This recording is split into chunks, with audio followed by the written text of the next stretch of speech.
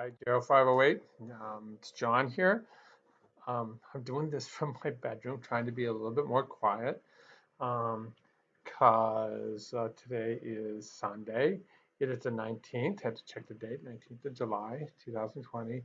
And this is the day once every month that Julia goes down to UCSD Moore's Cancer Center to get an infusion of immunoglobulins, which is science speak for an infusion of antibodies. And it's a really amazing therapy because with her cancer, her leukemia cells, she has cancer of the immune system, they everybody's different. Hers took on an aggressive attack of a second really important type of immune system cell called a neutrophil that is crucial for eradication of bacteria and viruses. So instead of having 5,000 neutrophils per microliter, she dropped down to 100 at one time. And so ever since then, she has been once a month getting these antibodies. The antibodies give her the immunity, the kind that you get when you get a vaccination, where the antibodies can fix themselves to a virus, which is good, to a bacteria, which is good. And then for reasons that are not fully understood, when these antibodies are present, um, they reduce the activity of autoimmune immune system cells. These are B cells that would attack her neutrophils. So she gets a twofer. She gets antibodies that gives her temporary immunity that lasts about a month, and then in addition, it reduces the autoimmunity that really puts her at risk for infection. So she's downstairs sleeping right now because they load her up with antihistamines, okay, um, Zyrtec, because they don't want her to have an allergic reaction, which is another immune system cells to these foreign antibodies. So initially, they give her the antihistamines, and then the time frame for an allergic reaction disappears. So she's sleeping. So I decided to come upstairs to my bedroom, and so you're looking at my bedboard back there, and I'm going to do the lecture from here. Okay, so that's our drill. One day at a time, and lots of gratitude, and you just do everything you can to stay healthy. Excuse me while I have a cough up here. All right, and so where are we at here? So we're doing our interventions. That's our story for today, and makes it a little bit more real because life comes at you pretty fast and hard sometimes. The good news is that she can do this therapy. The bad news for people that don't have really good insurance, she gets a bag. It's an intravenous bag. A little more background on this. It's called intravenous immunoglobulins, or IVIG. Okay, they're intravenous antibodies.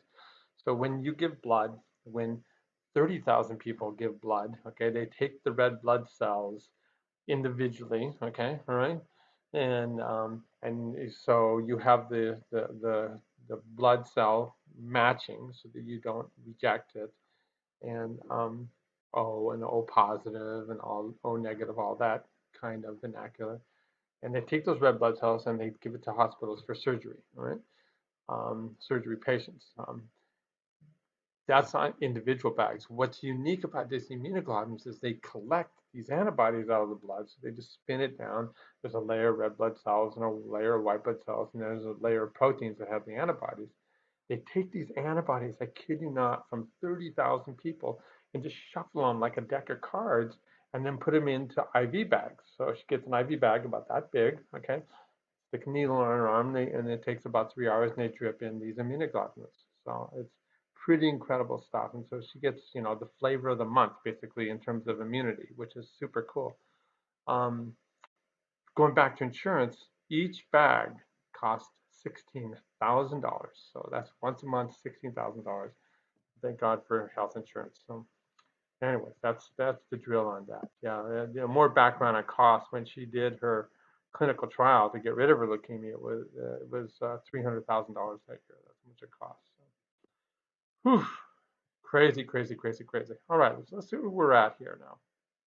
So I'm scrolling down, and what I want you guys to do is I just wanted you to take pause and look at the expertise you now have. look at how amazing are that you can talk in this vernacular that we've been talking about in class, okay? So you guys have it totally wired, okay? And so last week, um, we went over the impact on your immune system, and then we dove into interventions and sociality being super important. And as you know, Julie commented on this in your guys' discussion board and in announcements. You know, this is a really difficult time for sociality. You know, so we are stressed out because we don't have this reinforcement, this positive release of dopamine and serotonin into our brains that tones down our stress response. We're not having that. We don't having that constant social engagement. So you know, so it's a tough time. So you know, we do have to try and reach out. You know, sadly, we can use this type of technology, but it's not the best. It's just the reality. All right, so sociality was super important. Now we're going to go into two things that I really, really am interested in, and this is music, and then we'll do exercise for this week. And I'm just music is my therapy. Okay, and I listen to music all the time. People that know me from my classes, I listen to music in classes all the time. Okay, and music does amazing things. First of all, it dramatically increases your learning and memory. So if you ever want to, like, it doesn't have to be, you know, I don't want to put it in the context of a class, but if you just want to learn how to do something, okay, you want to further yourself, put on some music, okay, for a little while, for 15, 20 minutes, okay, then take off your headphones or turn off your music, and then go dive immediately into what it is you're interested in, because what you've done is you've fully activated both sides of the brain, okay, and especially the creative right side that then will reach across the aisle and grab the more kind of linear computer-based left side, and then bam, your learning and cognition improves dramatically. And that is the science behind music therapy. Okay, it reduces stress dramatically. Okay, so it's very, very useful for people doing all kinds of um, of medical intervention. So music therapy is not only used for um, cognitive performance and enhancement, but it's also used for cancer therapy, people that have diabetes and the like. So there's enormous programs that have emerged. Okay, all righty. So there's some articles here. Now I just, you know, I feel like you guys are experts now, and I just want you to take what you can out of these articles and not get lost in the details. And I've said this over and over again, but I really mean this. Don't dive into the methods and the results sections and things like that unless you have an interest. You know, you know, from your amazing mock papers, you know, you guys have illustrated, you learn how to run a study, and you can see yourself down the line someday running a study. I'm sorry, I'm having an allergic reaction. I should have taken some Benadryl or something like that myself, since I'd be sleepy. Okay, Claritin, that's better, the non-drowsy. Okay, but anyways, so I'm going to click right in here onto this article. Okay, and it's just kind of an editorial, so it's just reviewing a lot of different articles that look at music.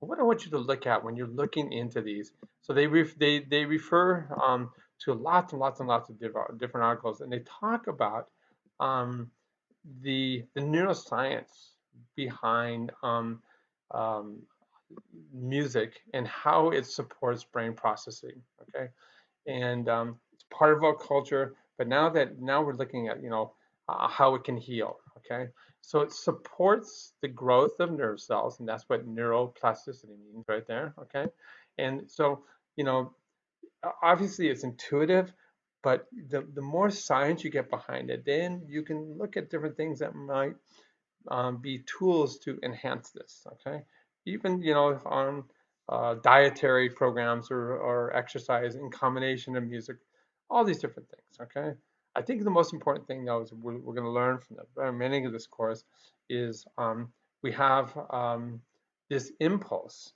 We're going to be looked upon. Okay, the 20th century was the century of pharmacology, as well as a lot of different things. Okay, 21st century has been the century of computer-based, internet-based tech and the likes. Okay, but we turn to pharmacology too quickly when our first response, our first reaction to a disease condition should be these traditional interventions that we've known for hundreds and hundreds of years. Like I said, cultures know about music, okay? And so I have friends that have been looking at recovery programs in stroke, okay? Um, and also just, looking at memory, attention, and motor activity, like Parkinson's disease and stroke, of course, can be a motor impairment and the likes, okay? So I just want you to kind of read through the evidence, okay? Um, and what they're doing is they're building, a house here. They're throwing together all the evidence and how clinicians, okay, MDs are now turning to neuroscience, okay, to give them this kind of unique framework for the therapy of music. All right. So you just kind of sift through this and they grab on what you want. Okay. And so they talk about music therapy benefiting from these collaborations with neuroscience, where we can look at what brain areas are active during music and how that might enhance the recovery process. We can look at what brain areas are active during physical therapy and see how that enhances the recovery process. And then we can look at kind of the interactions. All right. All righty. They talk about right here, using different tools. Okay. This is one right here, positron emission tomography. Okay, where we can look at, say, dopamine. We can look at what brain areas are using glucose. Okay, and it's again, using these tools to really kind of pinpoint scientifically what's going on. Right. Um, this one right here, the EEG. This is where there's EEG is electroencephalography that has been used for, really for about 100 years, from the very beginnings of clinical neurophysiology. And now it's all we know what kind of waves um, the scalp recordings produce and what they reflect, and you can see what music does to that. And we can look at things like the EEG recordings on a person that is clinically depressed, and then treat them with music and see how the EEG changes. Okay. All right, so this is, again, it goes over through all the different types of studies, and it's just building a framework. Okay. All right, so that's what that's all about. Awesome. Okay. Then we go, right into an article that is looking at stress. Okay. And again, I just want you to be just pat yourself on the back here. So we scroll down here and we look at this. Okay. And this is an actual study, so it shows you how to design a study, okay, um, and how they're looking at stress levels. Remember, we had salivary cortisol, and then the other measure for stress is alpha amylase, and it's a secretion in your salivary glands. If you're ever, not sure why you would do that, you just go up here, and you would say alpha. Oops, I can't spell type. All right, there it is. Okay. Um, and alpha amylase. Okay. And here's a little bit of the description of it. But you know what? That's not enough for me. I want to know what it is. Um, measure of stress. Okay. And I accidentally got my capitals locked in. Okay.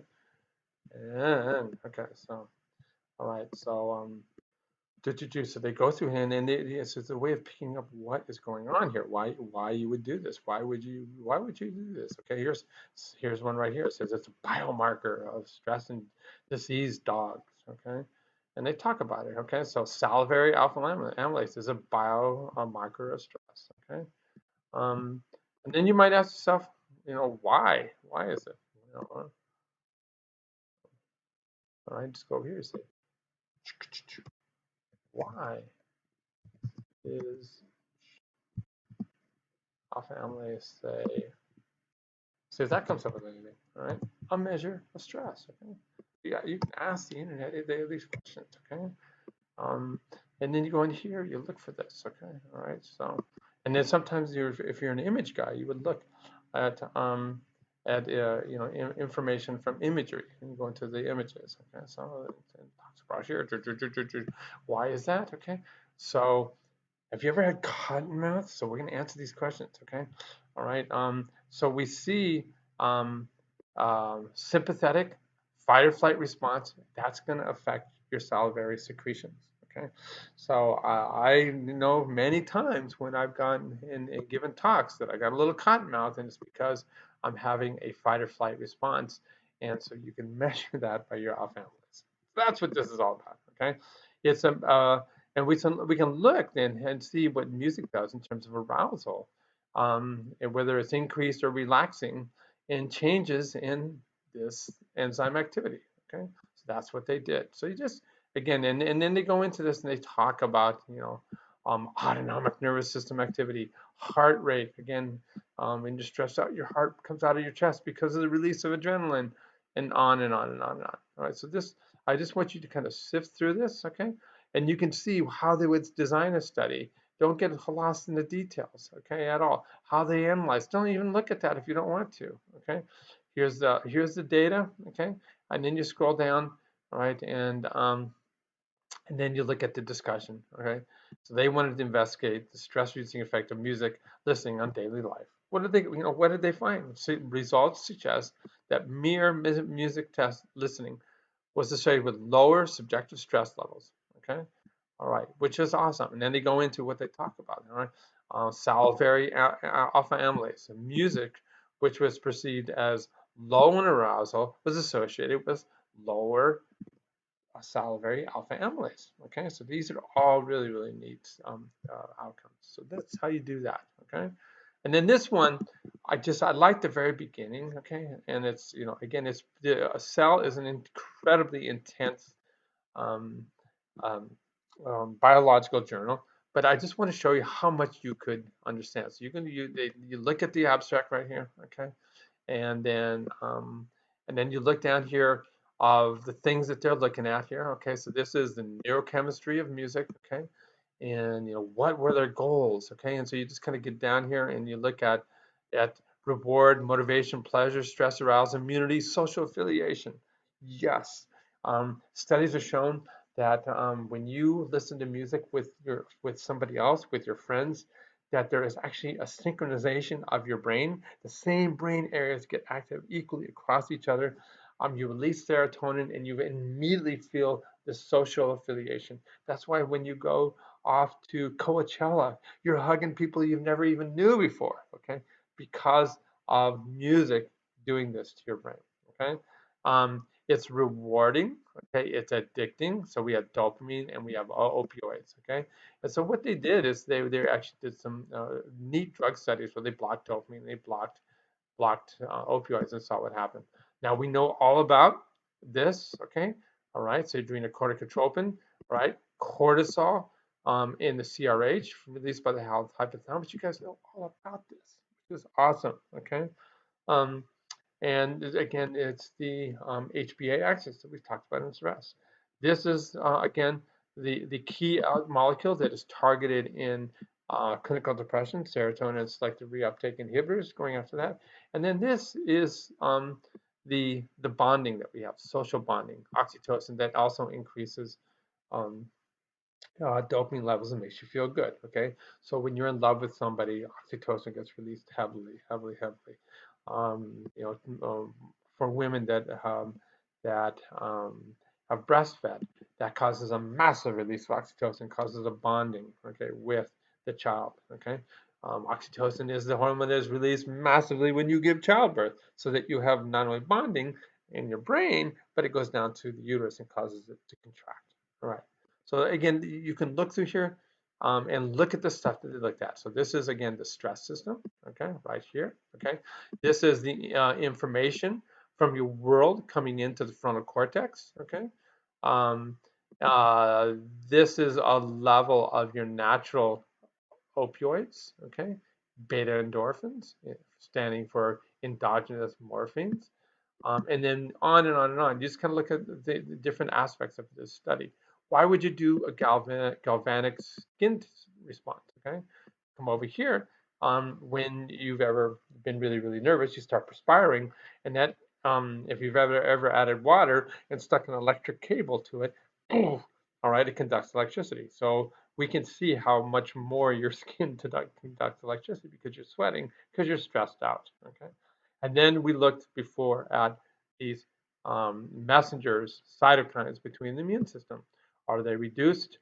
are they increased by music? Okay, so it's a really, really, really cool study. And again, I just, I want you guys just going to sift through it and not get lost in the detail. Okay, and this is, again, how the study is performed, and they talk about future studies. So very awesome. And then, if you want to get more lost in the details, you can. Um, we can see a lot of terms in here that you guys are already familiar with, which is awesome. Okay, cardiovascular changes because you're stressed out. Remember the adrenaline or epinephrine. It just depends what part of the world you're in. And then down here I saw it somewhere.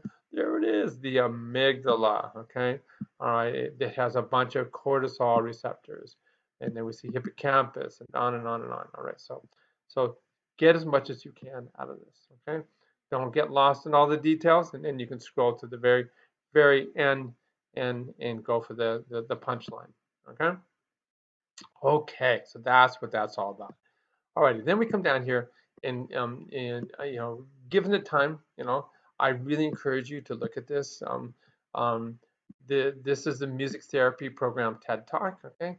And Dr. DeForia Lane she's an MD, okay, that runs a music therapy program at a health center, and it's an 18-minute long story, but it's really, really good. And she documents, the different types of. No more singing for him. Okay, so please watch this. It's really amazing. Okay, then I encourage you to come down here.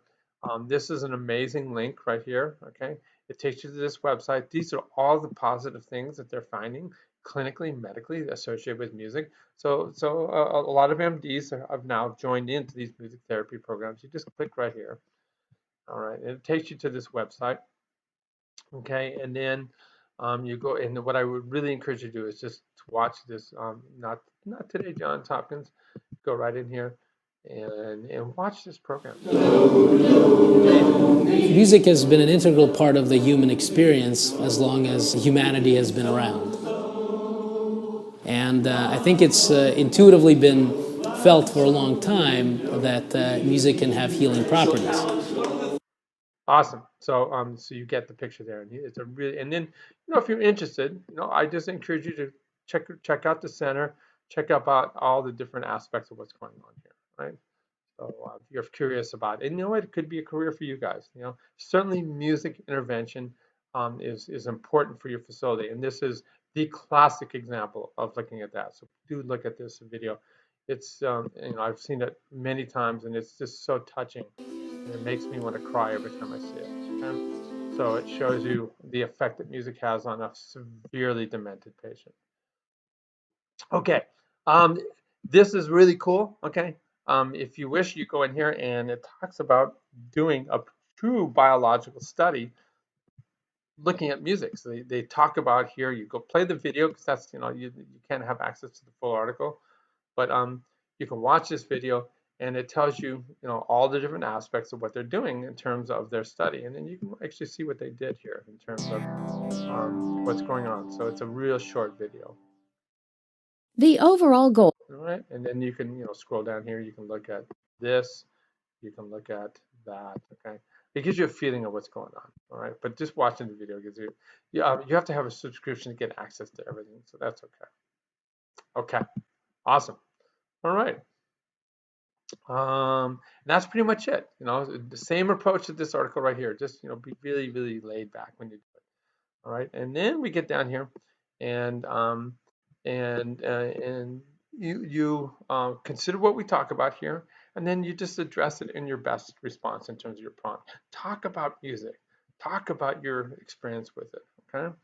All righty, guys. So that's today's lecture. I just want you to relax into these last sections because they are really, really fun. So we're going to end it with that. And I think Julia's still sleeping, but I'm going to check it out, and maybe I'll take the show on the road downstairs.